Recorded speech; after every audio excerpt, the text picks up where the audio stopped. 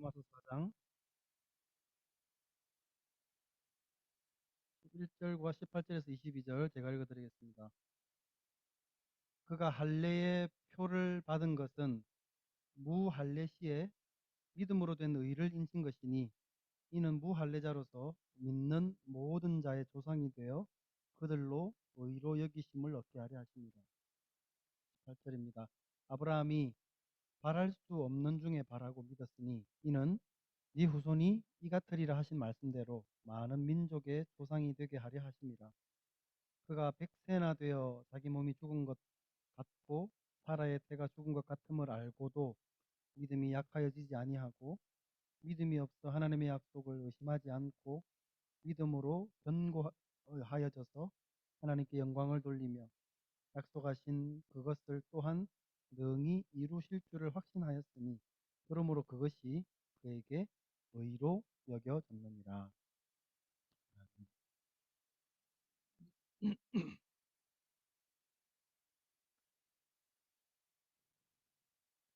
아브라함이 믿음으로 의롭다 함을 받은 것이 하나님께서 이 할례의 규례를 주시기 전이었다는 이 사실을 바울 사도가 이야기를 하면서 자신의 논지를 분명히 드러내었습니다. 우리도 충분히 여러 주간 동안 나눴고 또 충분히 이해하게 되었습니다. 그런데 하나님께서 그 이후에 아브라함에게 이 할례에 대한 명령을 다시 하시게 됩니다. 그래서 결과적으로 보면 아브라함은 믿음으로 의롭다함을 받았지만 나중에 할례를 받았습니다. 믿음으로 충분하다는 것을 우리가 지금껏 계속 나누어 왔는데 그럼 하나님께서 할례 의식은 왜 그 이후에 행하라고 이렇게 명하신 것일까요? 할례를 명하신 이유에 대해서 창세기 17장에서는 이렇게 말씀합니다. 하나님이 아브라함에게 이르시되 그런즉 너는 내 언약을 지키고 네 후손도 대대로 지키라. 너희 중 남자는 다 할례를 받으라. 이것이 나와 너희와 너희 후손 사이에 지킬 내 언약이니라. 너희는 포피를 베어라. 이것이 나와 너희 사이에 언약의 표징이니라. 그렇게 말씀을 하겠습니다. 할례는 언약의 표징으로 주셨답니다. 모세가 이스라엘 백성들을 애굽에서 데리고 나오기 전에 할례에 대한 흥미로운 기사가 출애굽기에 보면 나와 있습니다. 모세가 애굽 병사를 죽인 그 이후로 애굽에서 탈출을 도망을 가지 않습니까? 그 미디안 땅을 가다가 여인을 만나서 결혼을 하고 그 장인의 가축을 돌보면서 그렇게 힘없이 살고 있었을 때 하나님께서 그를 찾아가십니다. 그리고 이 모세가 장차 할 일에 대해서 말씀을 하십니다. 애굽의 바로에게 너가 가서 내가 너에게 명하는 대로 바로에게 이야기를 하고 너의 백성들을 애굽에서 데리고 나오라는 말씀이었습니다. 처음에는 주저했지만 하나님께서 함께 하실 것이라는 것을 확신한 아브라함이 모세가 애굽을 향해서 떠날 채비를 하고 있습니다. 그때 갑자기 하나님께서 모세에게 나타나셔가지고 다짜고짜 이 모세를 죽이려 하십니다. 앞뒤 상황 정황 설명도 없이 갑자기 하나님께서 모세를 죽이려 하는 이 상황들을 본 모세의 아내 십보라가 얼른 자기 아들의 포피를 베어서 모세의 발 앞에 던집니다. 말하자면 급하게 할례를 행했다는 이야기입니다. 이 긴박한 상황에서 십보라는 왜 하나님께서 진노하고 계시는지 그 이유를 제대로 이 상황 파악을 했다는 거죠. 그것은 모세가 할례를 행하지 않았다는 것과 관련이 있는 것이었고 하나님께서 지금 그것을 문제 삼고 계신다는 사실을 아주 재빠르게 눈치를 챘습니다. 그래서 얼른 자기 아들에게 할례를 행함으로써 이 상황을 좀 진정시키게 되었습니다. 사실상 할례를 안 한 것으로 하나님이 진노하신 대상은 모세의 아들이 아니라 모세입니다.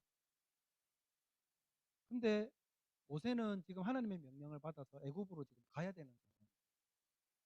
지금 할례를 행하면 며칠 적어도 일주일 이상을 이제 움직이지 못하는 상황 아니겠습니까? 그래서 이 시포라가 갑자기 자기 아들에게 할례를 행해가지고는 모세 발 앞에 그걸 던졌다는 거죠.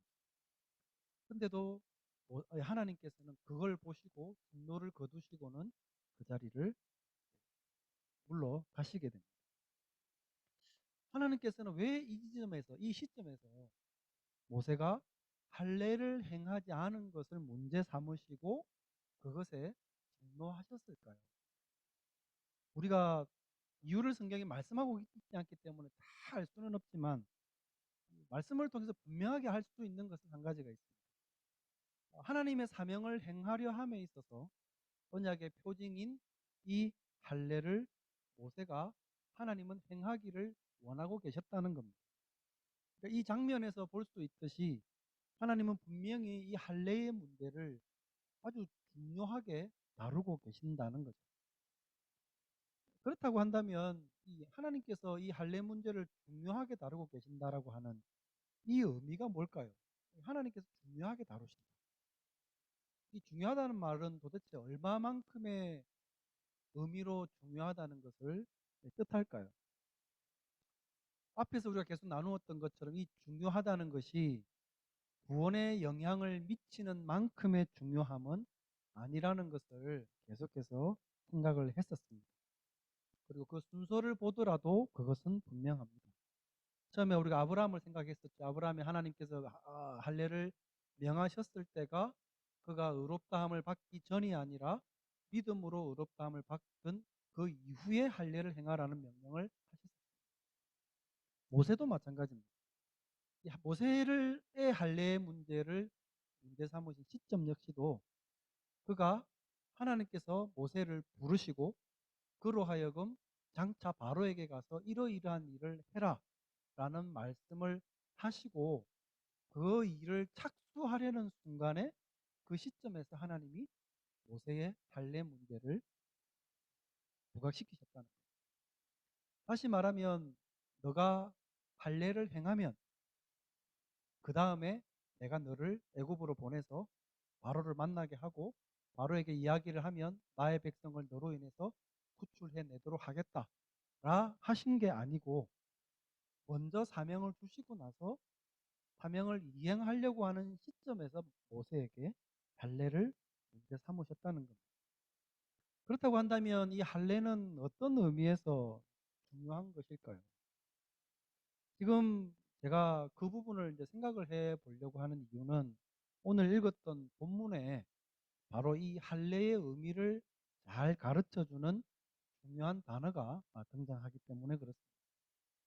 4장 11절 말씀을 다시 보면 그가 할례의 표를 받은 것은 무할례시의 믿음으로 된 의를 인친 것이니 이는 무할례자로서 믿는 모든 자의 조상이 되어 그들도 의로 여기심을 얻게 하려 하심이라 고 기록합니다.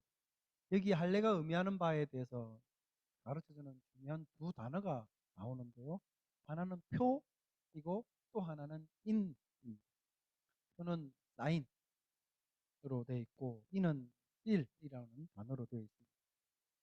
이것은 할례에 대한 교훈이긴 하지만 오늘날 우리가 성례를 에 대해서 생각하는 것과 똑같은 방식으로 우리가 이해를 할 수 있기 때문에 성례에 대한 이해로 여러분이 들어주셔도 되겠습니다.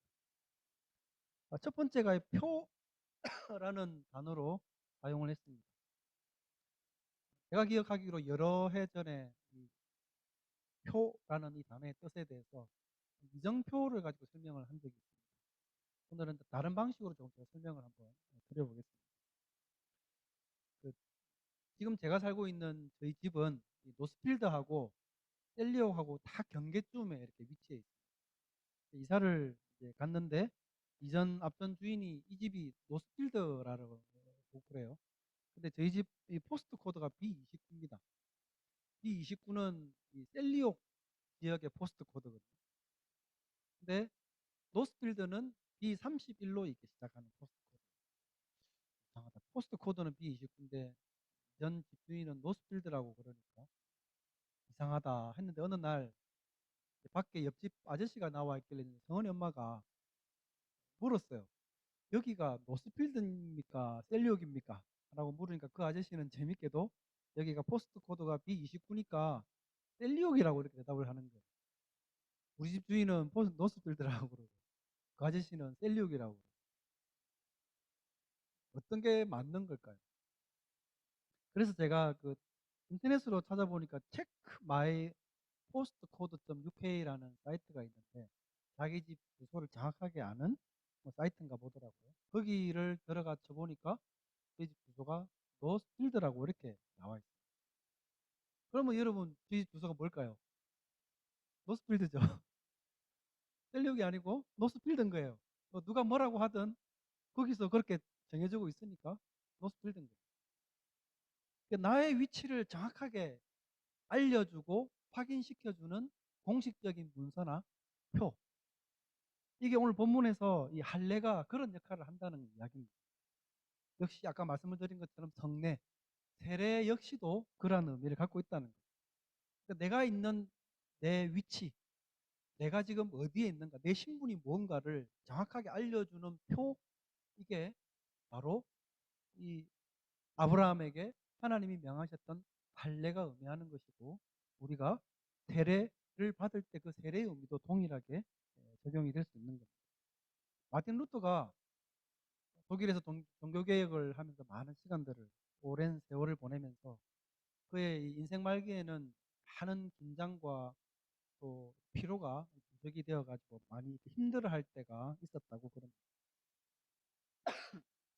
그가 이 바르트브루트라고 하는 성에 들어가 가지고 성경을 독일어로 번역을 했거든요. 그전까지 라틴어로 기록되어 있던 성경을 독일어로 이렇게 번역을 딱 했는데, 그가 이 바르트브루트 성에 있었던 것도 그 안에 있으면서 번역을 한 것이 사실은 자기의 목숨을 구하는 거대 로만 가톨릭의 눈을 피하기 위해서 이 선제후 프리드리히라고 하는 사람이 그를 데리고 이 바르트브루트 성에 몰래 데려다 놓고 여기 있으면서 절대로 한동안 나오지 마라 라고 이야기를 했기 때문에 그의 목숨을 구제하기 위해서 그곳에 있었던 겁니다.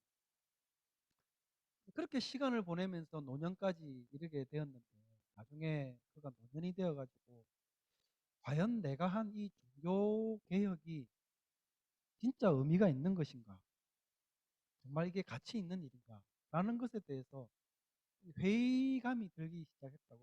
왜냐하면 로만 가톨릭의 가르침이 틀렸다는 것은 성경을 통해서 분명히 알았습니다. 그런데 마틴 루터 그 자신도 당시에 개신교가 없었기 때문에 이 거대 로만 가톨릭과 틀린 것을 지적하는 것은 정당하지만 전체 교황을 비롯해서 로만 가톨릭과 대적하는 점에 서가지고 그들을 단체로 대적하는 것이 과연 이게 하나님의 뜻에 맞는가 하는 어떤 불안 또는 의심 이런 것들이 들기 시작했다고 그럽니다. 그러면서 그가 그 마음을 붙잡기 위해서 한 행동이 있다고 그러더라고요. 자기 집에 칠판이 하나 있는데 분필을 가지고 칠판에다가 이렇게 썼답니다. 밥티자투숨이라고 하는 라틴어를 적었는데 그 말이 나는 세례를 받았다라는 뜻이랍니다. 막 혼란스럽고 여러 가지 걱정도 많고 이 종교 개혁이 과연 정말 하나님 뜻에 맞는가라는 생각을 하면서 나는 세례받았다. 그 말은 내가 그리스도의 것이라는 것을 뜻하는 것이죠.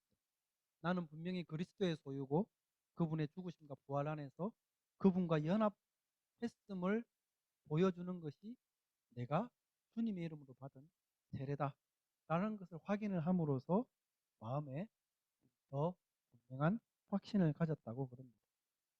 그러니까 믿고 있었기 때문에 그리스도의 소유임은 분명하지만, 그러나 이 세례의 표로 인해서 다시금 분명하게 자기의 위치를 재확인하게 되는 그 의미가 이 할례 그리고 성례가 의미하는 표가 의미하는 바라는 겁니다.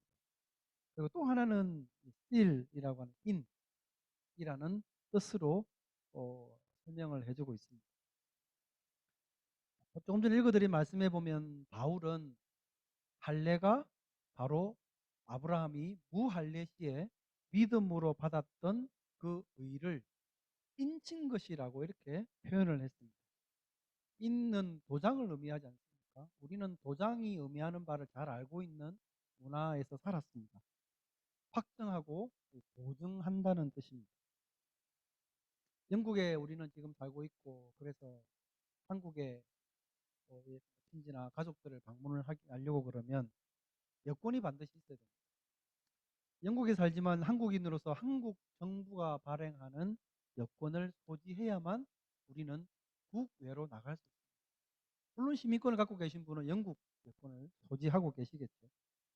이 여권이 만약에 만료가 되거나 우리가 분실을 했다고 그러면 우리는 다시 그것을 발급받아야만 사진 2장을 찍어가지고 여권 사진을 찍어서 돈하고 같이 보내면 다시금 그것이 손에 새 여권이 오게 됩니다.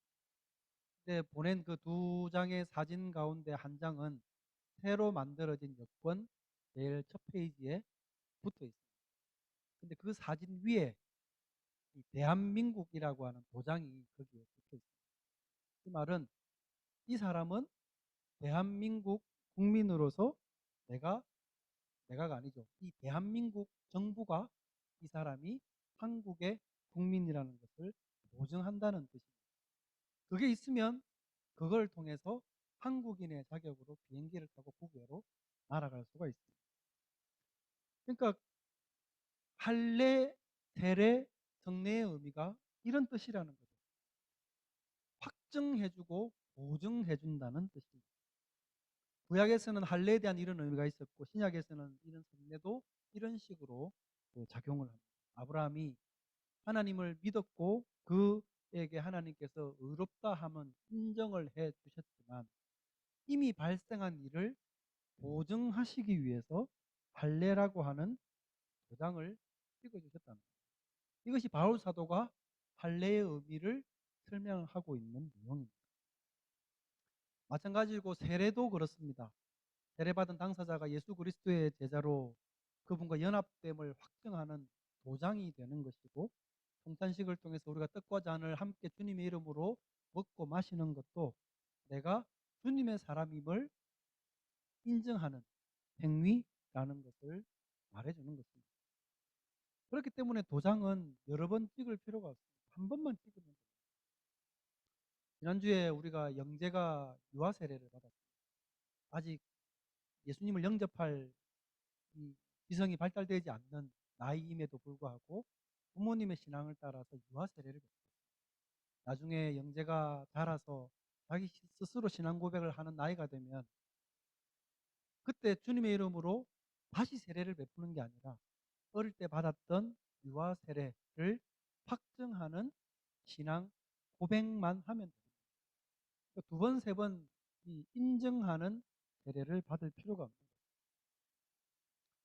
간혹 듣다 보면 어떤 분들은 세례를 다시 받고 싶어 하시는 분들이 계십니다. 예를 들면 이렇게 캐톨릭에 계시다가 개신교로 오셔가지고 캐톨릭에 있을 때 신앙 세례 영세를 받았었는데 여기서 내가 세례를 다시 받고 싶다 하는 분도 계시고 예전에 그냥 별 생각 없이 세례를 받았었는데 내가 믿음을 다시 확인하고 고백하게 되면서 이번에는 제대로 받고 싶다 그렇게 하시는 분들이 간혹 있습니다.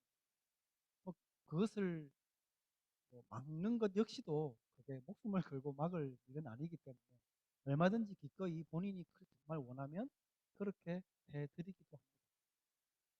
그러나 세례라고 하는 것이 의미하는 바가 인이라는 것을 우리가 기억하고 주님의 이름으로 한번 그렇게 받은 것은 도장은 도장대로 그러나 그것을 다시금 스스로의 신앙으로 회복하고자 한다면 바른 신앙의 고백을 주님께 드리기만 하면 되는 것입니다.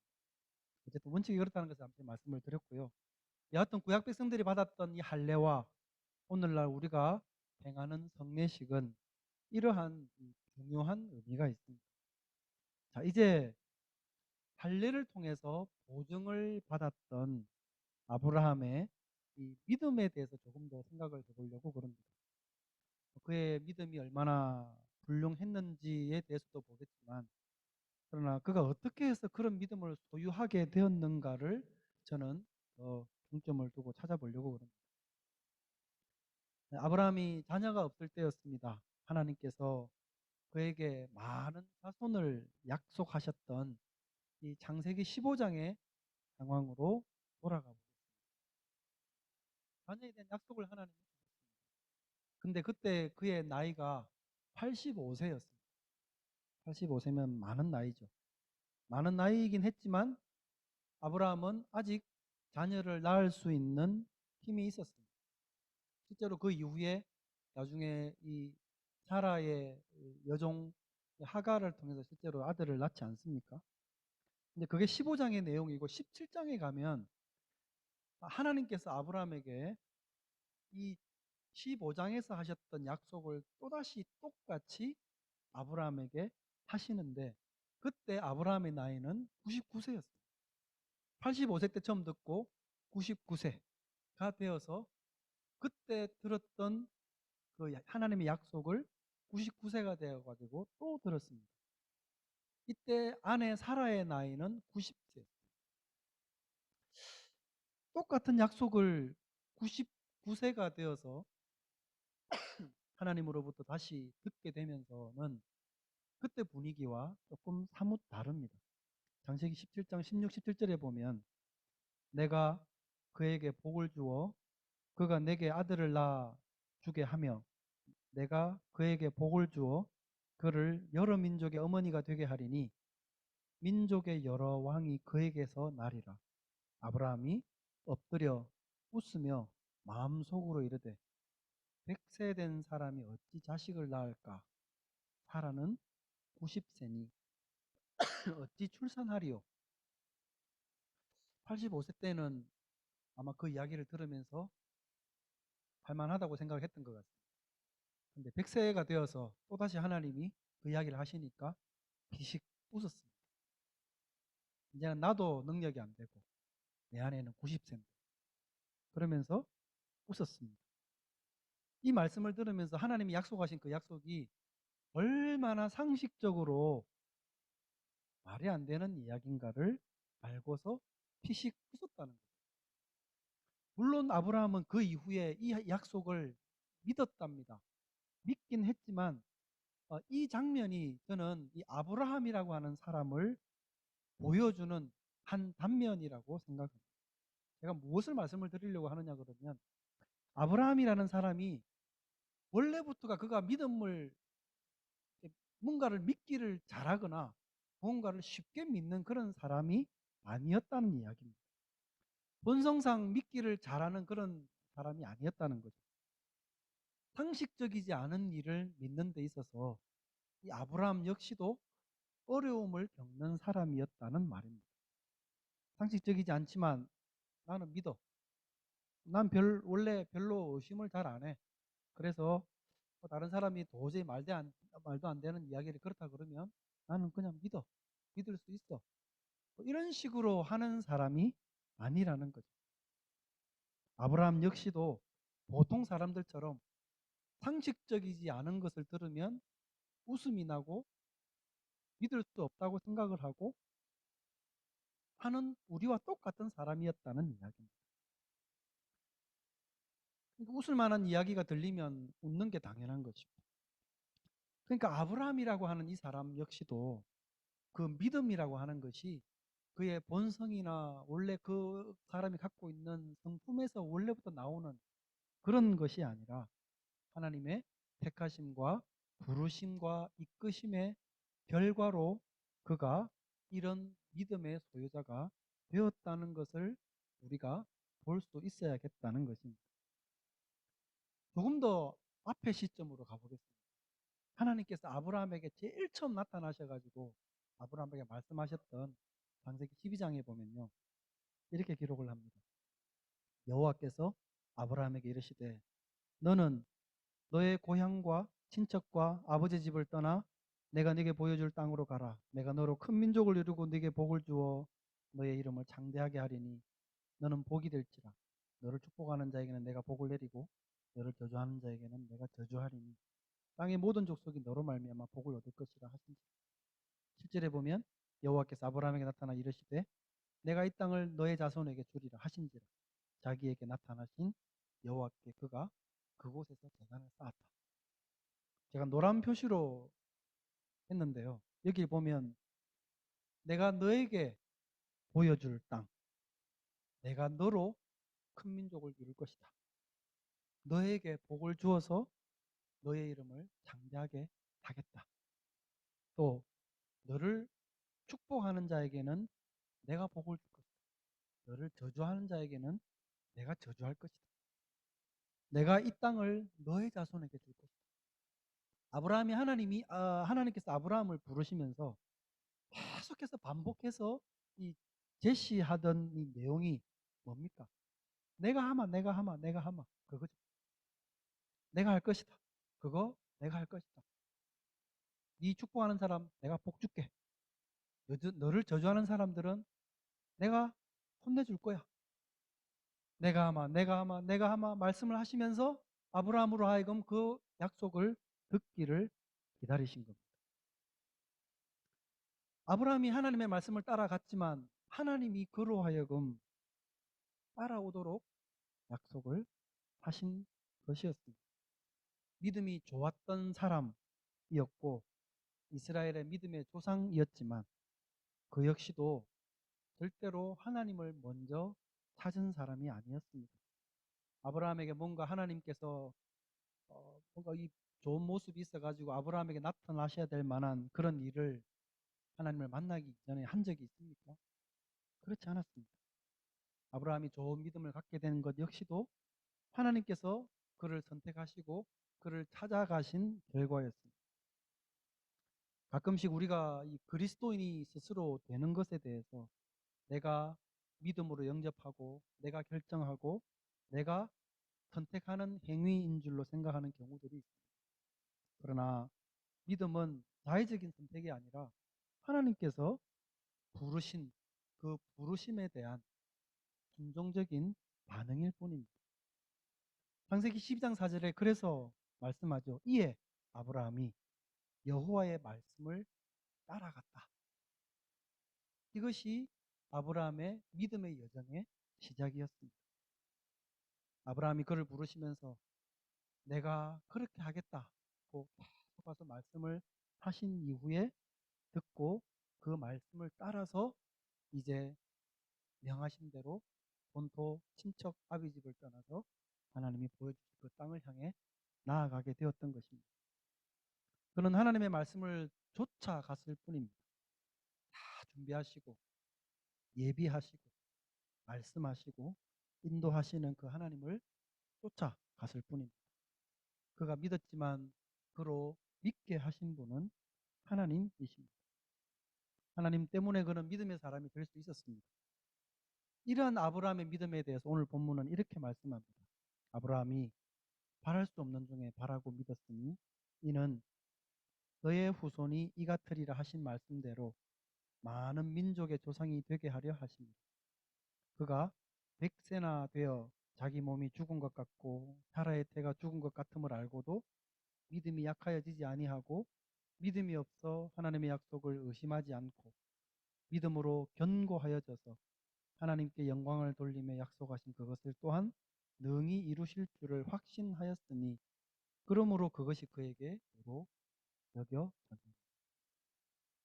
약속을 따라간 그가 하나님께 의롭다함을 받게 된 것입니다.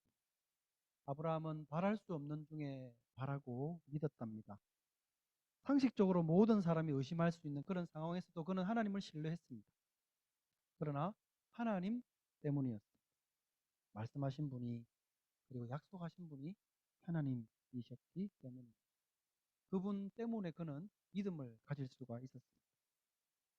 그러므로 하나님이 그로 하여금 바랄 수 없는 것을 바라고 믿게 하신 것입니다. 우리가 이 시간 모여서 하나님께 예배를 드리는 예배를 받으셔야 되는 그 하나님은 아브라함의 하나님이셨고 동일하게 우리들의 하나님이십니다.